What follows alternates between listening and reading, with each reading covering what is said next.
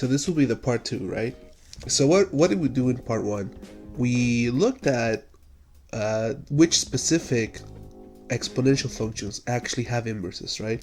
Turns out that the only exponential functions that have inverses, or that clearly have inverses, are where the base is greater than 0 but not 1, right?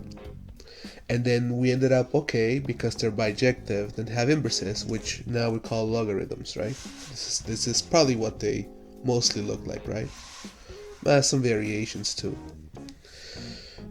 So why is this important, right? How is this gonna help us explain the law of exponents? Well, the beautiful thing about logarithms is that they actually have special powers, to say. So this is what they have, right? For a greater than 0, but not 1. These two, the logarithms have this property. Log base a of x times y equals log base a of x plus log base a of y. Where the only limitation is that, of course, since the domain of logarithm functions are positive numbers, that's kind of like the only stipulation, that x has to be greater than 0 and y has to be greater than 0. Okay, so this is the first ability they have. The second ability they have is this one. Log base a of b to the power n equals n times log base a of b. So you can just pull out this power in front of the log and multiply it. Now, one more time, the inside number, right? B should be greater than 0. And here's the part that I've been telling you, okay, I just want you to believe this one thing, and then we can explain the law of exponents. See, I usually use n for natural numbers, and yeah, if n is a natural numbers, this it's easy that if this is true, then for natural numbers this should be true as well. But what I want you to believe me here is that actually this will be true even if n is just not a natural number but just any real number. Okay, so that's the only part that I'm telling you to believe me. Okay, so here's how it goes, right? First I'm going to show you like a possible proof for statement number 1 and a possible proof for statement number 2, but then I'm going to ask you to make some decisions, you know. So let's do this, right? So I want to prove that these things should be true, right? Well, let me do a proof. So proof of statement 1. Right. Okay, so what am I saying? I'm saying that, so this is a number, log base a of x times y. Log base a of x is a different number, and log base a of y is a different number. Okay, so if you let's say, w be the number log base a of x times y. If you also let, I don't know, u be log base a of x, and let's say that you let v be log base a of y. If you let this number be w, if you let this number be u, this number be v, then what I really want to show, I want to show that basically w equals u plus v. If I show that w equals u plus v, then I've shown that this equals this plus that. Okay? Well, how is this proof gonna go? Well, if I'm really saying that w is equal to this number, it can only mean one thing. That when I raise a to the power w, it equals x times y. Right? Similarly, if I'm saying that u equals log base a of x, then that means that when I raise a to the power u, I get just x, and this means that when I raise a to the power v, I get just y. Well, then a to the power w, which is x times y, well, x is just a to the power u, and y is a to the power v, so then this is really a to the power u times a to the power v. And okay, shouldn't this be equal to a to the power u plus v? Well, that's one of the things that I want to say. I can't really say that these two facts are going to help me to prove the law of exponents if I need one of the law of exponents to prove them, right? So for now, that's why I was saying these are possible proofs. We're going to say at the moment that if you just accept this one law of exponent, then we can prove statement number one, right? Well, how do we do that, right? Because so far we have that a to the power w equals a to the power u plus b, if we accept that, right? How does this prove that w actually equals u plus v? Well, since you agreed, or I made you agree, that the exponential functions are bijective, then surely they're also injective, one-to-one, right? So since the function f of x equals a to the power x, well, okay, this is a little misnomer. I don't mean this x as this x, I just mean this as a variable, so that's unfortunate. But I'm saying since this function is injective, one-to-one, and clearly f of w, which is just a to the power w, equals f of u plus v, a to the power u plus b.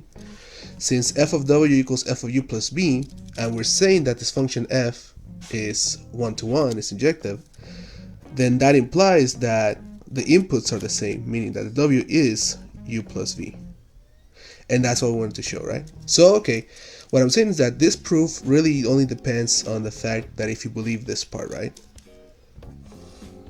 Okay, let's move on. We'll talk about this later, right? Let's do now a possible proof for number 2.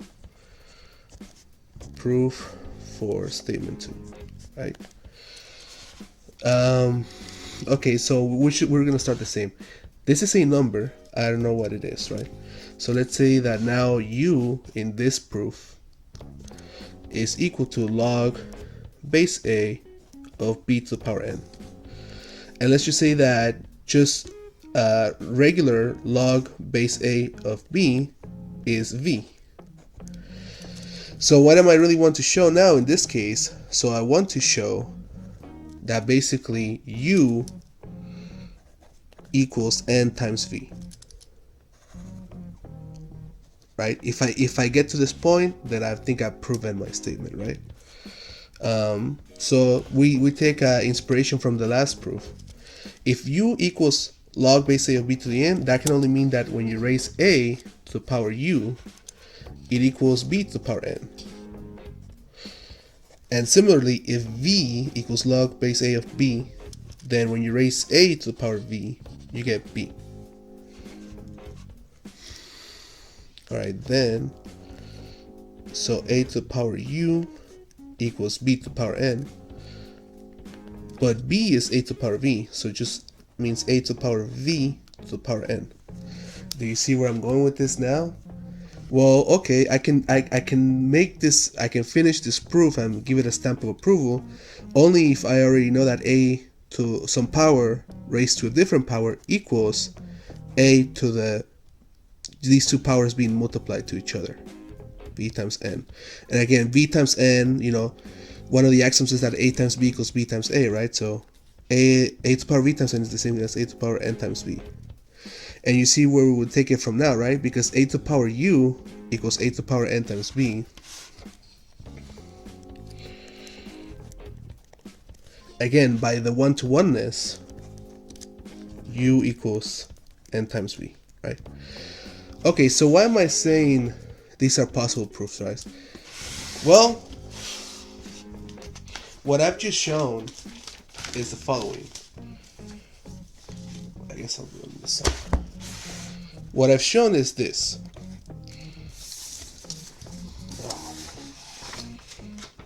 This is what I've shown so far. I've shown that if you believe that a to the power n times a to the power m equals a to the power n plus m, then you have to believe that log base a of x plus log base a of y equals log base a of x times. I mean, I had it backwards the other way, but I mean, it's still the same, If A equals B, B equals A, right?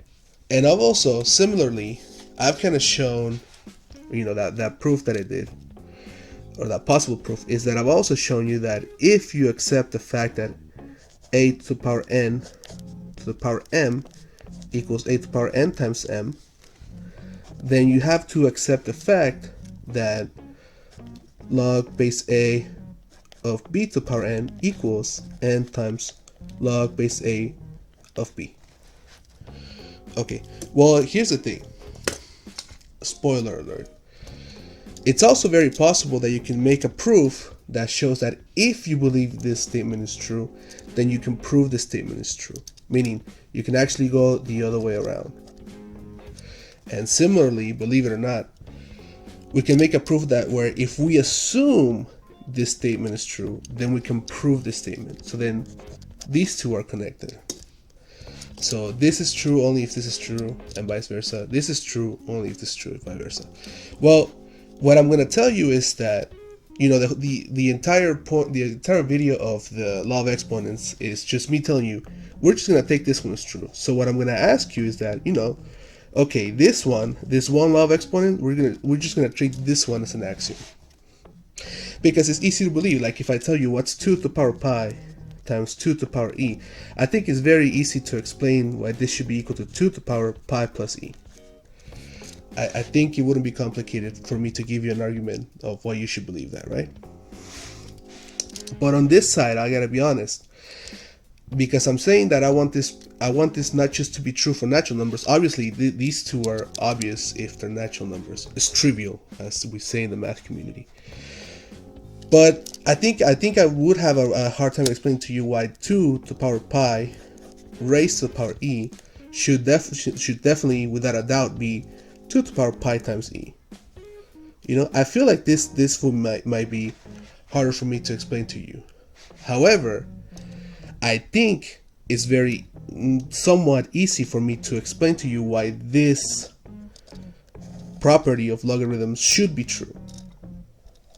So what I'm saying is that I want to ask you to take this statement as an axiom, because it's kind of pretty, I hate the word common sense, but yeah, it's pretty straightforward.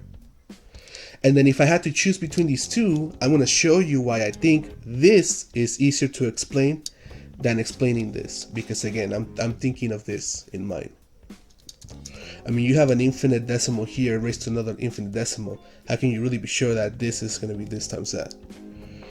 Again, if you only think in natural numbers, then yeah, of course it makes sense. But I want to say that this is true for any real number n, not just natural number n. Okay, so why do I think I can explain this one, right? Well, say that we have, all the irrational numbers, which are really the big problem, right? All the irrational numbers are just like an infinite sum of rationals. What do I mean? Is that, say, you have alpha, like an irrational number.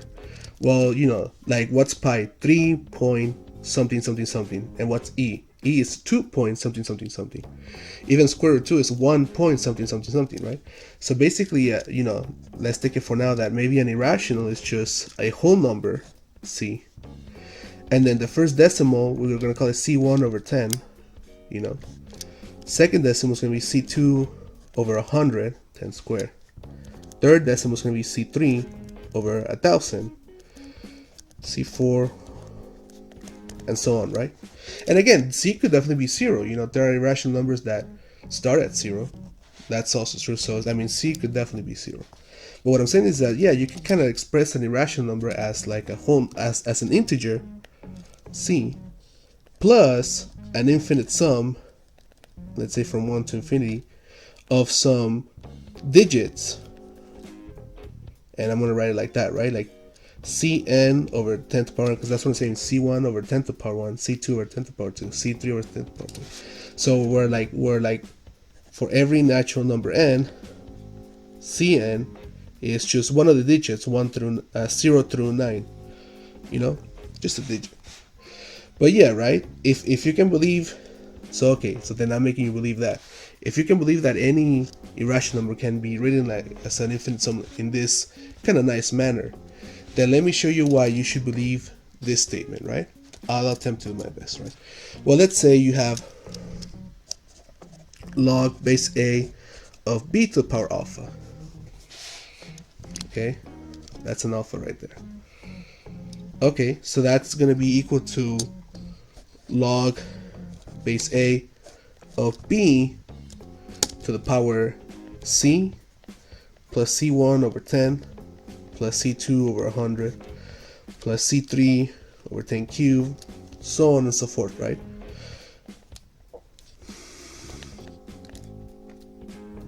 Okay, so where am I going with this?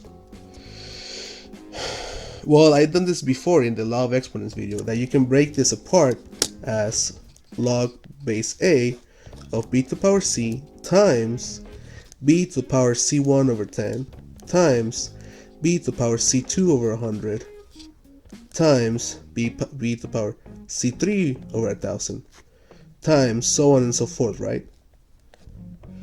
10 to the power 4, that. It's an infinite. Okay, I think so far so good. Okay, now, like I said, if we accept this one as fact, then I already did show you proof of why if this is true, that's true. So let's take this as true, meaning you see how I have a lot of things multiplied inside of the log. Apparently, if you have a lot of things multiplied inside the logs, you can split them up in this manner. So what I'm saying that now that if we accept this as true, then we have to accept this one as true.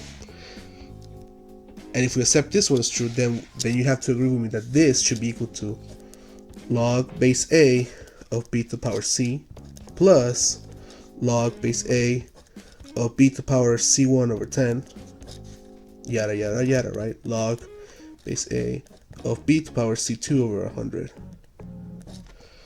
plus blah blah blah. Okay, from here to the next line, I'm gonna say I owe you. So I owe you the following. I owe you the fact that if this is an integer, then it makes sense that I can pull this out. Again, if it doesn't make sense right now, I will go over it right after this, right? So because it's an integer, you'll see that it won't be too crazy to believe me that this is equal to c times log base a of b. And then now we have a bunch of rational numbers. They're not just any fractions, but they're actually rational, because I'm saying that the c1, c2, c3, they're all digits. They're either 0 through 9. And of course, the bottom part is definitely a natural number. It's 10, 100, 1000, so on and so forth. So these are definitely rational numbers. And this is another thing I owe you. I owe you the fact that that if it's a rational number, it also makes sense that you can pull this out. So again, so for now, it's an I owe you. So believe me right now that fractions, or in particular rational numbers, can be taken out as well. So this we c1 over 10 times log base a of b, right? And then plus, now we c2 over 100 times, let me maybe put a parenthesis here, right? Then this times another log base a of b, right? As you can see, basically, if you can start seeing, I'm going to have basically a bunch of log base a of b, right? I have a log base a here, log base a of b here, log base a of b here. So, after doing a lot of math, then it just becomes instinct. What do you feel like doing when you see so many like terms? You want to factor it out. So let's say that we can factor this out of this, you could say infinite series, right? So we factor log base a of b out of this infinite series, and what do we have left? Well, over here, if I factor the log base a of b, I only have c, right? Plus, if I factor out this, then I have a c1 over 10. Plus, if I factor out the log base of b, I'm going to have a c2 over 100. You see, right? If I factor out the log, I can factor a log base of b out of every single infinite term. And what am I ending up with? C3 over 1000, C4 over 10 to the power 4. Right? So I end up with this infinite sum times log base of b. But what was this infinite sum to begin with? That infinite sum to begin with was alpha. So then this is all equal to alpha times log base a of b. and that was it, right? Log base a of b to the power alpha turns out to be equal to alpha times log base a of b. Okay, well then let's just get to this thing that I said I owe you, right? I owe you an explanation why you should be able to take out an integer and why you should be able to take out a rational, right? All right, so this is what I owe you. Okay, well, before integer, let's just go with natural numbers, because I keep saying, oh, if it's a natural number, it makes sense. So, if n is a natural numbers, then it makes sense that log base a of b to the power n equals n times log base a of b. I mean, again, a proper proof for this would imply that I do a proof by induction. Sadly, I don't want to introduce what that is yet. So, I feel like you're not really that demanding of me, at least not yet. So, what do we do when it comes to natural numbers? Then I'm just going to show you an example, because I feel like that will be enough for you. If not, leave it in the comments and we'll do a proof by induction. But yeah, say for example, let me show you an example, right? If n equals 3, all right? Or you can think of just think of your favorite natural number if you don't like 3, right? So then log base a of b to the power 3, well, that just means log base a of b times b times b. And again, because we're going to assume definitely that this is true, then it implies by the proof that I show you that this will be true. So, even though this is 3 b's instead of 2 b's, again, eventually, ultimately, I mean, you can do this. You can do 2 at a time. Like, take b times b as one number and then take b times b, right?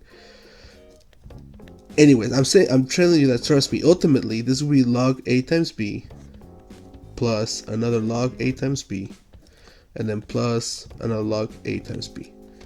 So I have log a times b 3 times. A quantity plus itself. Well, that's just going to be 3 times itself.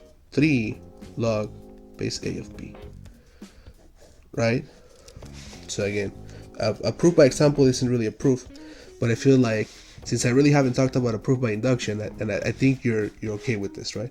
So, okay, I think we're good to say that, yeah, again, if it's a natural number, then this statement definitely implies that this is okay to do for natural numbers, right? So then the next question arises, okay, we want to say that it's true for any integer. Well, I'll let you think of why it should be true if n equals 0. And instead, I'm just going to move on to, like, say that m is just a negative number, and I really want to specify that it's just a negative integer. Say that m equals negative n, where n itself is definitely a natural number, right? Then log base a of b to the power m, well, that's just going to be log base a of b to the power negative n. I haven't really done anything. So here's a couple choices, right? I mean, I did say that b to the power n, you can definitely think of it as 1 over b to the power n. That's not a lie. But funny enough, right, you can also see this as log base a of 1 over b parentheses to the power n, meaning 1 over b n times 1 over b times 1 over b times 1 over b n times is the same thing as 1 over b times n times, right? I mean, again, I'll put this on the side, maybe a question for you if you're not, is 1 over b to the n really equal to 1 over b to the power n? Where n is a natural number. Can you agree with this, right? I'll let you think about it. But if you do come to the conclusion that they are indeed the same thing, well, what did I just say? If n is a natural number, I can definitely pull this out, right? So if n is a natural number, I can definitely pull this out, and now it's equal to n times log base a of just 1 over b. So in order for me to be finished with this proof, I kind of want to imply, I want to show that just log base a of 1 over b is equal to negative or -1 times log base A of B. You see what I'm saying? If just this one thing equals to -1 times log A of B, then n times log A of 1 over B equals n times a -1 and then times a log A of B. So I would definitely, you know, at that point I would have a -n times log AB, which is what I was saying I wanted, right? Right, because that's my m.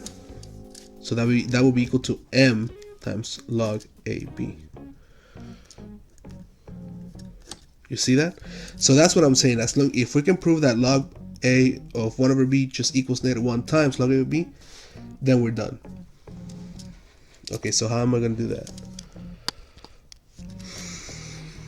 Well, I mean, how I've been doing it so far, right? Let's say proof. I guess I'll do this in blue.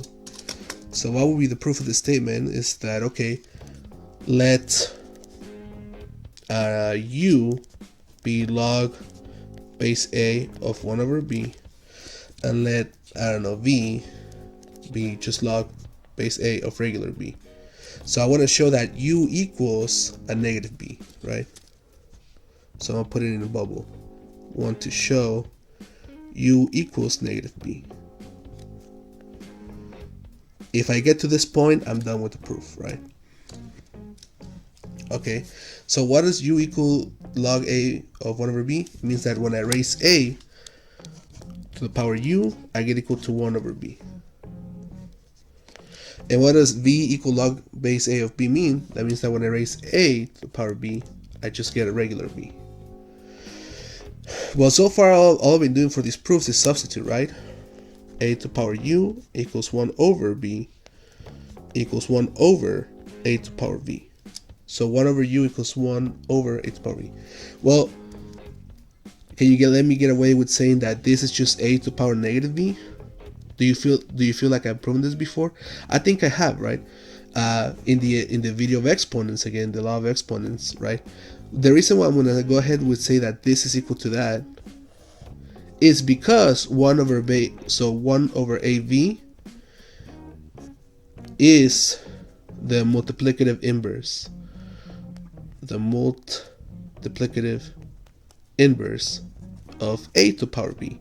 Meaning, if I multiply 1 over, right? If I multiply 1 over A over V times A over V, I should get a 1.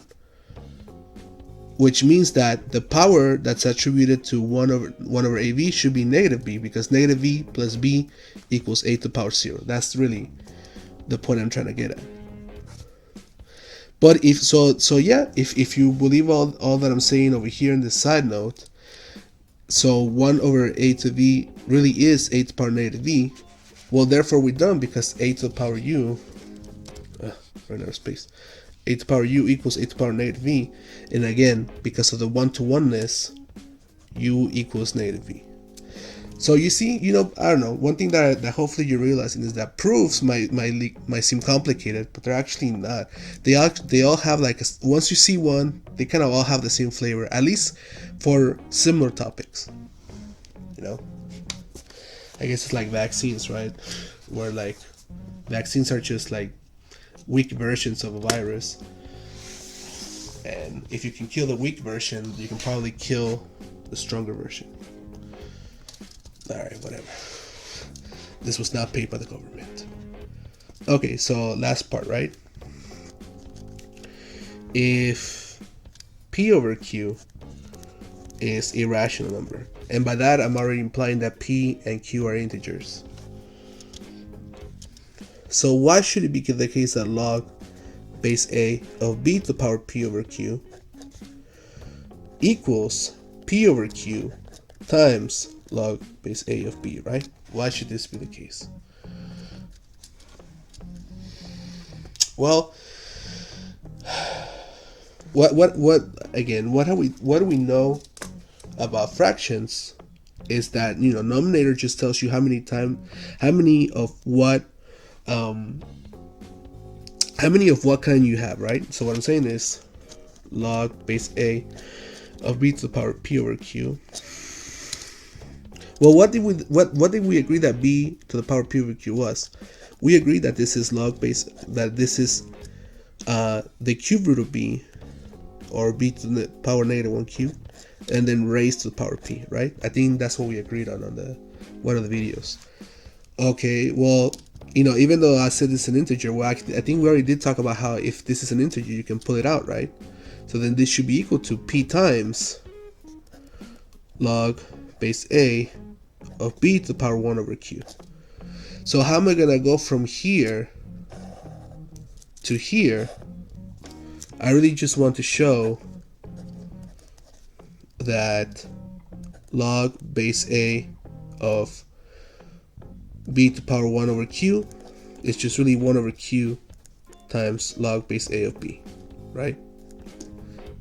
That's really what will complete this whole statement, because that means, yeah, that's what I'm saying. I don't know that I can take out a 1/3 or 1/2 power, right? I don't know that yet. Well, let's see why we should believe that. Okay, so I want to show this part. I want to prove that log base a of b to the power 1 over q equals 1 over q times log base a of b. Okay,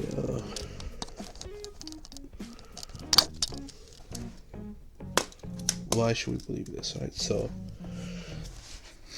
this is what we're going to prove. So let, again, one more time, let u be log base a of b to the power 1 over q, and then let v be log base a of b.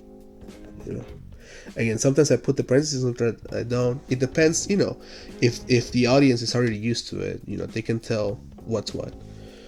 So if I let u be this and let v be that, I want to show what? I want to show that u equals, so I want to show that u equals 1 over q times v, right?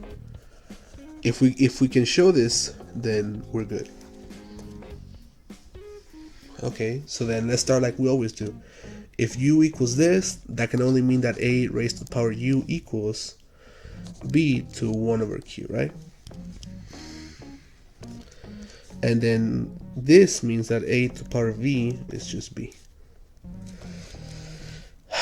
Now notice notice how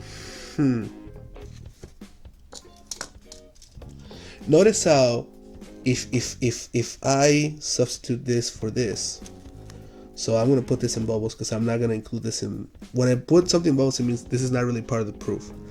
But notice that if I substitute this, I will get a to the power u equals a to the power v to the power 1 over q, right? And you might think, oh yeah, just multiply these two powers and we're done, right? I want to avoid making this argument, okay? I want to avoid it as much as possible. Again, that's why I'm putting this in a bubble. I do not want to make this argument because I don't want to assume what I want to prove ultimately, right? So how am I gonna get rid of? How am I gonna avoid that? Well, look, I will say this, because a to the power u equals b to the power 1 over q, right? Then a to the power u raised to the power q equals b to the power 1 over q raised to the power q. Can I make this statement, right? Well, again, because we are assuming that p that q is an integer, because p over q is a rational, because we are saying that q is an integer, now we're like in easier to explain country. We're an easier to explain country. So what I'm trying to say by that is that let's just assume that q is positive, because again, you can if p over q is a negative fraction, you can just make p absorb the negative. So let's just say that q is a natural number, right? Because a positive integer is indeed a natural number, right? If you assume that q is a natural number, you can prove that this implies that using the axioms of real numbers, and technically using the axioms of real numbers with the addition that you also know what a proof by induction is, which again I haven't said, right? So that could be one explanation. Why does this imply that? Why does this imply that? So one possible solution is that, yeah, because Q is a natural number, we can combine axioms of real numbers plus a proof by induction to come to this conclusion. But because I haven't said what a proof by induction is, I'm not going to go that route. Instead, I'm going to go this other route. I'm going to go this route. Why can I make this statement? I'm going to, I guess, maybe I'm going to cheat, but maybe not, because I did make a video about functions and bijective functions, but we don't even need bijective functions, we just need functions, right? What I'm going to say is the following. The function g of x equals x to the power q. This is a function from, again, keep in mind that q is like a natural number. Yeah, this is a function from real numbers to real numbers. So from the fact that this is a function, from the fact alone that this is a function, then it's well defined. And because a function is well defined, I say that if two inputs are the same, then two outputs are the same. See? I think that is just a better explanation than me telling you, oh, let's combine axioms of real numbers plus a proof by induction to prove this. I'm saying that this implies that because this function right here is a function, and because it is a function, it's well defined, and because it's well defined, then it must be that if this truly equals that, then the output of this function, which would be this raised to the power q, is equal to the output of this, which is this raised to the power q. I'm gonna run with this explanation, and again, because I'm assuming that you watched all the other Prologue videos. If you didn't, then go watch it. So that's how I'm gonna get away with saying this statement. If you don't like it, leave it in the comments. But that's my saying. This is a function, therefore it's well defined. Therefore, if this equals to that, then their outputs under this function should still be the same. All right, so let's move on, because this video is getting big, as always. Well, then what happens now? Again, if this is a natural number, I think you don't have any problem with me saying that, yeah, a raised to the power u, even if u is a weird number, which most likely is when it comes to logarithms, even if u is a weird number, then a weird number raised to a whole number is still a nice number. Okay. If I have 2 to the power pi and I raise it to the power 3, I think in this situation you will be happy to say, yeah, that's just 2 to the power 3 pi. Because even though pi might be a weird number, what does this mean? 2 pi to the power 3 just means 2 to the power pi times 2 to the power pi times 2 to the power pi. So I have 2 to the power pi times 2 to the power pi times 2 to the power pi. They're all the same base, so this is just equal to 2 to the power pi plus pi plus pi. And if everything makes sense in the world, pi plus pi plus pi would be 3 pi. So again, even if u happens to be a weird number, the fact that q is a natural number makes it that, yeah, this is a to the power q times u. On the other hand, if you have b to the power 1 over q and then raised to the power q, again, it is like if you have the q root of b but then raised it to the power q, then you should get b back. Alright? So a to the power q times u equals b. Okay, but then what do we say? Now we go back to this part. B equals a to the power b. A to the power v. So a to the power q times u equals a to the power v.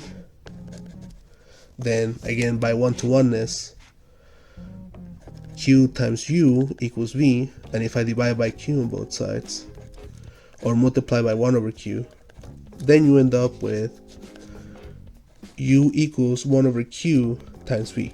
And that's what I wanted. So notice how I was able to reach that conclusion without having to use that this times that equals that times that. I mean, I guess you could say I was a sneaky fox and figure out something else, right? But yeah, I definitely didn't want to just say this because it feels like I'm already assuming the one thing I want to prove. Well, I mean, I think I did prove everything I wanted to prove so far, right?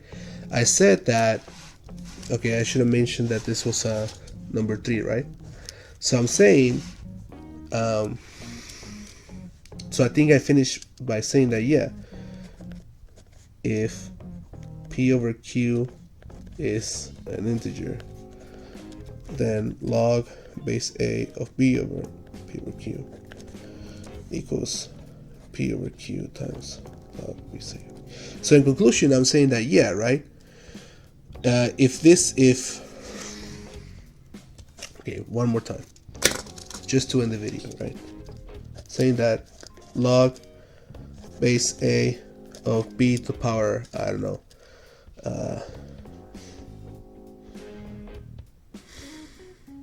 R, whatever. So log base A of A to the power B to the power R equals R times log base A of B. So I'm saying number 1 says that if R is a natural number, we're good. We are good. Like this statement holds, right? Number 2 says, okay, well now if R is just any integer, again, we are good. I mean, I should put some explanation. And number 3, which is kind of the whole thing that I just explained, is that, well, if R is a rational number, we are good still, right? So now that we know that if whether the naturals, integers, or rational numbers, we can definitely take them off, then hopefully now you think I've done my job saying what I owe you, right? Because this is the only thing that I owe you. Can I take an integer power out? I think I've shown that, right? And can I take a rational power out? Then I've shown that. So if you do believe that I have shown that, I mean, I do think I did, then, you know, you have no reason to believe or no reason to deny me the fact that, you know, if it's a irrational number, which is going to be a number with infinite decimals, well, you know, trace what's going on, right? Again, I would say that out of the thing that I showed you, this was the only iffy part, and that's why I just show you why 1, 2, and 3 should make sense, so that you can accept me jumping from this line to jumping to this line. And after that, again, right, it's just algebra stuff, right? So what do you think? I guess I'll do a part 3 to action. So in part 3, which should, hopefully this time really is like 15-20 minutes, what I'm gonna do in the next video is the following. I'm gonna start by saying, okay, we're gonna take this one as an axiom because we just kind of have to. Everything that revolves around exponential revolves around this being true. And then the second thing I'm gonna say is that, okay, this is the other thing that I want to just hope that you accept, that this will also be an axiom. Why? If you're looking for an explanation, I mean, this is kind of a good explanation, I think. So again, the key part is that you can take n out even if n is a real number, right? So the next video is gonna say, okay, I'm just gonna assume this is true, and I'm gonna assume that this is true, and from there on, I'm gonna prove the other 5 law of exponents. Because again, you know, if I'm assuming this one is true, then I don't need to prove it. This is just gonna be an axiom. And I mean, like I said, I already proved that this implies that, right? So in the next video, I'm gonna really show why this implies that, and why all this combined, all these 4 things are gonna end up implying the rest of the law of exponents. Okay, I'm gonna end it here before we hit the 45-minute mark. See you for part 3, which hopefully will be really short.